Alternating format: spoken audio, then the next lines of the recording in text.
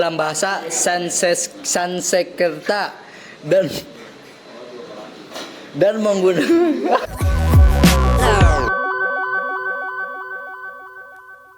Perkenalkan, nama saya Akbar Cholit Fortunato. Nama saya Zahra Koirunisa. Nama saya Aziz Ridwan Muhtar. Nama saya Syekh Naya Bukhwana. Nama saya Fajar Denis Firmansyah. Nama saya Aditya Caniago. Nama saya Alif Alfarobi Putrawan. Membahas zaman penjajahan masa Belanda. Dengan adanya penjajahan bangsa Indonesia mulai bangkit untuk mencapai kemerdekaannya. Bismillahirrahmanirrahim. Assalamualaikum warahmatullahi wabarakatuh. Perkenalkan, nama saya Akbar Cholit Fortunato. Saya dari kelas 441G37. Saya di sini sebagai pembukaan dari kelompok 1. Kelompok 1 ini membahas tentang Pancasila dalam sejarah bangsa. Untuk kelompok ini beranggotakan 7 orang. Yang pertama, Aditya Caniago. Yang kedua, Akbar Cholit Fortunato, saya sendiri. Yang ketiga, Alif Alfarobi Putrawan. Yang keempat, Aziz Ridwan. Yang kelima, Fajar Denis. Yang keenam, Syekh Bukhwana. Dan yang terakhir, Zahra Koirunisa. Untuk materi ini akan membahas yang pertama, nilai-nilai Pancasila pada zaman kejayaan nasional. Untuk yang kedua, membahas zaman penjajahan masa Belanda. Yang ketiga, kebangkitan nasional.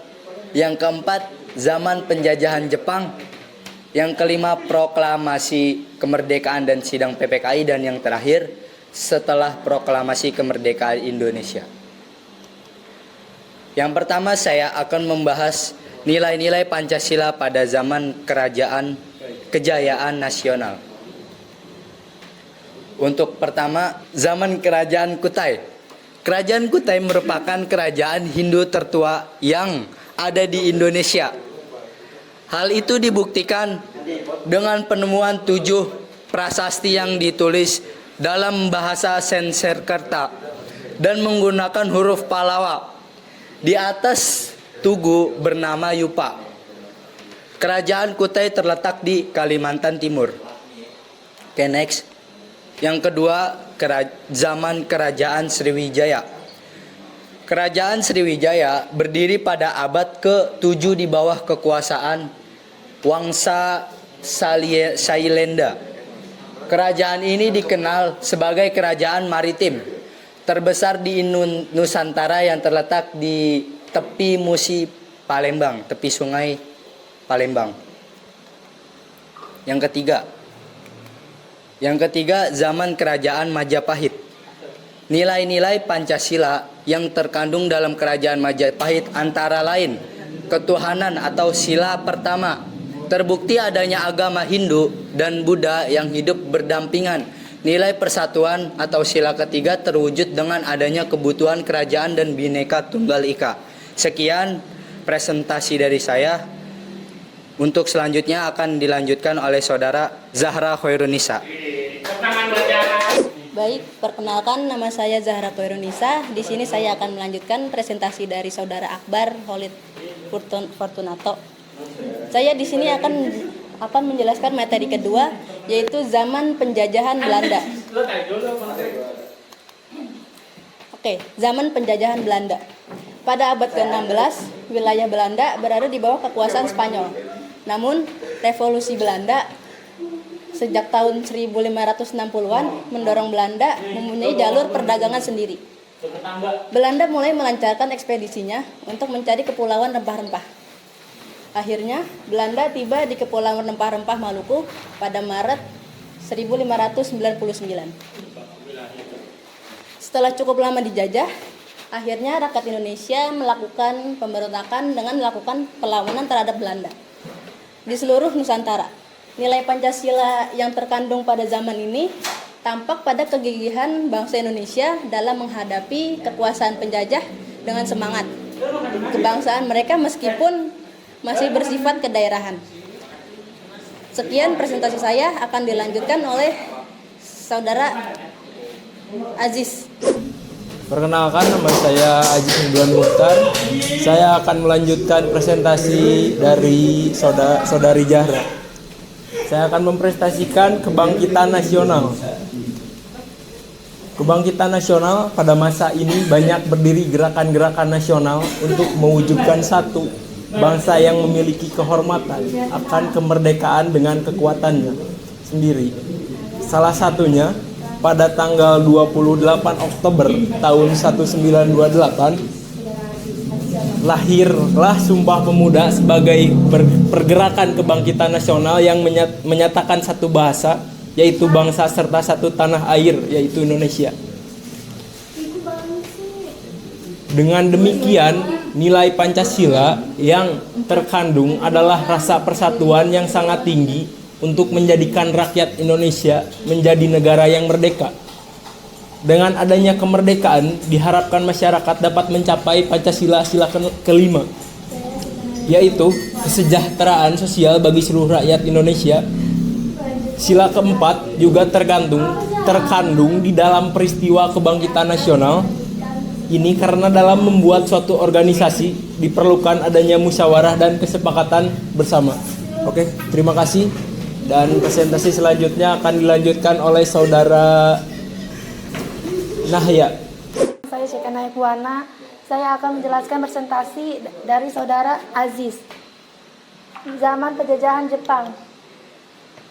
Pada tanggal 29 April 1945, Jepang akan memberikan kemerdekaan kepada bangsa Indonesia. Janji ini diberikan karena Jepang terdesak oleh tentara sekutu. Sebagai realisasi dari janji tersebut, maka dibentuklah suatu badan yang bertugas untuk menyelidiki usaha persiapan kemerdekaan Indonesia, yaitu BPUPKI yang diketuai oleh Dr. Rajiman Widyodiningrat. Agenda sidang BPUPKI membahas tentang dasar negara. Sidang BPUPKI pertama pada tanggal 29 Mei sampai 1 Juni 1945. Dasar negara dirumuskan oleh 3 tokoh penting, yaitu M.R. Muhyamin 29 Mei 1945. Unsuran Muhammad Muhyamin adalah peri kebangsaan, kedua peri kemanusiaan, ketiga peri ketuhanan, keempat peri kerakyatan, dan kelima peri kesejahteraan rakyat. Dr. Suepomo pada tanggal 31 Mei 1945. Usulan dari Dr. Suepomo adalah persatuan, kedua kekeluargaan, ketiga keseimbangan lahir dan batin, dan keempat musyawarah, dan kelima keadilan rakyat. Yang ketiga Insinyur Soekarno pada tanggal 1 Juni 1945.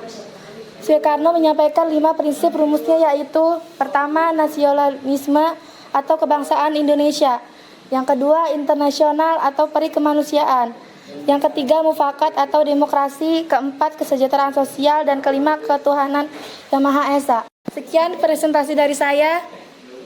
Wassalamualaikum warahmatullahi wabarakatuh. Ya, saya Aditya Caniago. Saya akan melanjutkan presentasi dari Syekha Naya. Di sini sidang BPUPKI kedua dari tanggal 10 sampai 16 Juni 1945. Dalam sidang ini dibentuk panitia kecil yang terdiri dari 9 orang. Panitia ini disebut panitia 9, yaitu ada I.R. Soekarno, yang kedua ada Wahid Hasyim, yang ketiga ada Mr. Muhyamin, yang keempat ada Mr. A. Maramis, yang kelima ada Dr.S. Mohatta, yang keenam ada Ahmad Suebajo, yang ketujuh ada Kiai Abdul Kahar Muzakir, yang kedelapan ada Abi Kesut Josai Joso, yang kesembilan ada Haji Salim. Zaman penjajahan Jepang, nilai Pancasila yang terkandung dalam zaman penjajahan Jepang ialah persatuan Indonesia, yaitu sila ketiga. Saling membantu satu sama lain untuk melawan penjajah, kerakyatan yang dipimpin oleh hikmah, kebijaksanaan dalam permusyawaratan, perwakilan, sila keempat. Jika ingin menyerang sekutu, bangsa Indonesia memakai cara berunding untuk mengatur strategi penyerangan keadilan sosial bagi seluruh rakyat Indonesia, yaitu sila kelima, berusaha mencari keadilan bersama untuk bisa mengusir sekutu demi Indonesia yang bebas dari penjajah. Perkenalkan, nama saya Fajar Denis Firmansyah. Saya akan melanjutkan presentasi dari Adit. Oke, saya akan menjelaskan materi kelima tentang proklamasi kemerdekaan dan sidang PPKI. Oke, proklamasi kemerdekaan dan sidang PPKI pada tanggal 7 Agustus 1945. Dibentuklah PPKI, Panitia Persiapan Kemerdekaan Indonesia. Untuk keperluan itu, Insinyur Soekarno dan Dr. Muhammad Hatta dan Dr. Rajitman Widyodiningrat diberangkatkan ke sidang ke Saigon atas panggilan Jenderal Besar Terauchi. Pada tanggal 9 Agustus 1945, Jenderal Terauchi memberikan kepada mereka 3 cap, yaitu 1. Soekarno diangkat sebagai Ketua PPKI, Muhammad Hatta sebagai Wakil, dan Dr. Rajitman Widyodiningrat sebagai anggota. 2. Panitia persiapan boleh mulai bekerja pada tanggal 9 Agustus 1945. 3. Cepat atau tidaknya pekerjaan panitia diserahkan seperlunya pada panitia. Oke, yang ke-1, sidang pertama tahun 18 Agustus 1945 mengesahkan Undang-Undang Dasar 1945, memilih presiden dan wakil presiden, menetapkan berdirinya Komite Nasional dan Indonesia Pusat sebagai Badan Musyawarah Darurat. Dan yang kedua, sidang kedua tanggal 19 Agustus 1945 tentang daerah Provinsi Jawa Barat, Jawa Tengah, Jawa Timur, Sumatera, Borneo, Sulawesi, Maluku, dan Sunda Kecil. Untuk sementara waktu, kedudukan koti dan sebagainya diteruskan seperti sekarang. Untuk sementara waktu, kedudukan Gemeente diteruskan seperti sekarang dan dibentuknya 12 departemen kementerian. Oke, yang ketiga, tanggal 20 Agustus 1945 melakukan pembahasan terhadap agenda tentang Badan Penolong Korban Perang dan bentuklah suatu badan yang disebut Badan Keamanan Rakyat. Oke, yang keempat, sidang keempat tanggal 22 Agustus 1945 membahas agenda tentang Komite Nasional Partai Nasional Indonesia yang berkedudukan di Indonesia. Nilai Pancasila yang terkandung dalam masa proklamasi yaitu Persatuan Indonesia. Sila ketiga, karena bangsa Indonesia telah merdeka dan tetap berada dalam persatuan dan kesatuan. Permusyawaratan perwakilan atau sila keempat terbukti dengan adanya beberapa sidang yang dilakukan oleh PPKI. Oke, materi selanjutnya akan dibahas oleh Saudara Alif. Assalamualaikum warahmatullahi wabarakatuh. Melanjutkan presentasi dari Denis, saya Alif Alfarobi akan menjelaskan masa setelah proklamasi kemerdekaan. Setelah proklamasi kemerdekaan, ternyata bangsa Indonesia masih menghadapi kekuatan sekutu yang berupaya menanamkan kembali kekuasaan Belanda di Indonesia, yaitu pemaksaan untuk mengetahui pemerintahan NICA atau Netherlands Indies Civil Administration. Selain itu, Belanda juga secara licik mempropagandakan kepada dunia luar bahwa negara proklamasi RI hadiah dari Jepang. Nilai Pancasila yang terkandung pada masa setelah proklamasi kemerdekaan yaitu sila keempat, permusyawaratan perwakilan. Pemerintah RI mengeluarkan 3 maklumat pasti dengan bermusyawarah dulu antara satu dengan yang lain.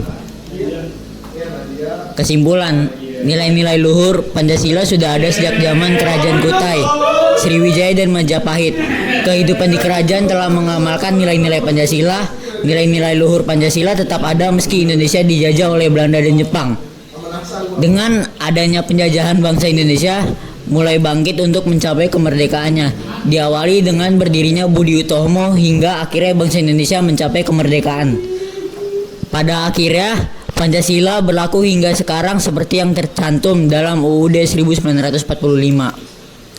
Terima kasih. Assalamualaikum warahmatullahi wabarakatuh. Dan dari kelompok kami, jika ada kata-kata yang salah mohon dimaafkan. Assalamualaikum warahmatullahi wabarakatuh.